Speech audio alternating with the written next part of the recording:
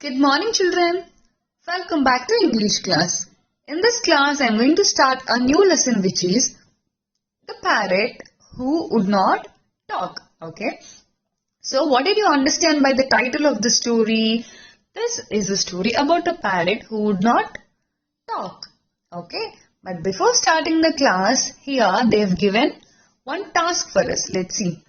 Look at the pictures. Work with your elbow partner. Say 2 sentences about each bird. Okay. As we do not have elbow partner, you need not to work with them. But you have to say at least 4 sentences about each bird. Okay. I'll tell about ostrich. Okay. Ostrich is a flightless bird that lives in Africa. They are the largest living species and have the biggest eggs of all birds. They don't fly, but they can run faster than any other birds. Do you know about ostrich? And it has the biggest eggs too. Okay. So this is about ostrich. So you have to tell 4 sentences about penguin, swan and woodpecker. Okay. Are you all ready? Shall we go into the lesson?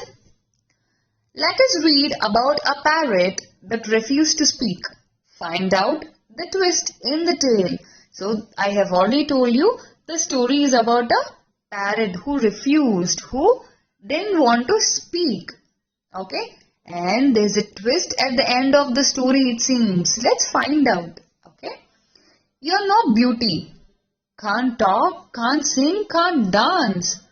With these words, Aunt Ruby would taunt the unfortunate parakeet who glared morosely at everyone from his ornamental cage at the end of the long veranda of Granny's bungalow in North India. So, Aunt Ruby used to make fun of this parakeet. Parakeet is the bird in the story. Okay, it's not the name. It's a kind of parrot. Is also called as parakeet. Okay, so Aunt Ruby used to taunt. Taunt means make fun. Aunt Ruby used to make fun of this poor parrot by saying these words. You are no beauty. You can't speak. You can't sing, or you can't dance. But this parakeet used to look very sad at everyone from the ornamental cage, which means it is very decorative, beautiful, which is at the end of the veranda of Granny's bungalow in North India. So it is in Aunt Ruby's Granny's bungalow. Okay. In those distant days, almost everyone, Indian or European, kept a pet parrot or parakeet or lovebird, as one of the smaller ones were called. So in those days, everyone used to have a pet parrot or parakeet or a lovebird as their pet. Sometimes these birds became great talkers, or rather mimics, and would learn to recite entire mantras or admonitions to the children of the house, such as Pado Beta, Pado, or for the benefit of the boys, like don't be greedy, don't be greedy.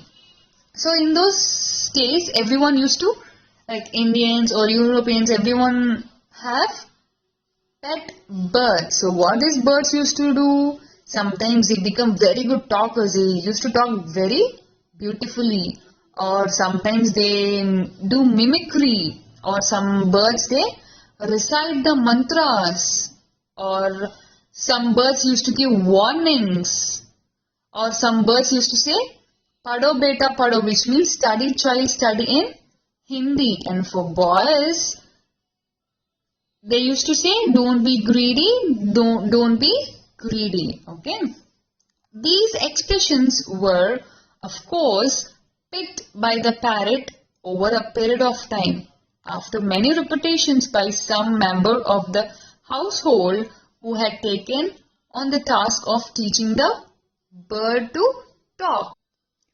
So what they said here, these expressions were of course picked by the parrot over a period of time after many repetitions. So teaching a parrot to talk is not a simple thing. After many repetition by someone of the household who had taken on the task of teaching the bird to talk. So, if anyone takes like a task, only they can teach the bird, and that too after many repetitions. We have to keep on telling the bird, then only it will remember and start telling the words. Okay. But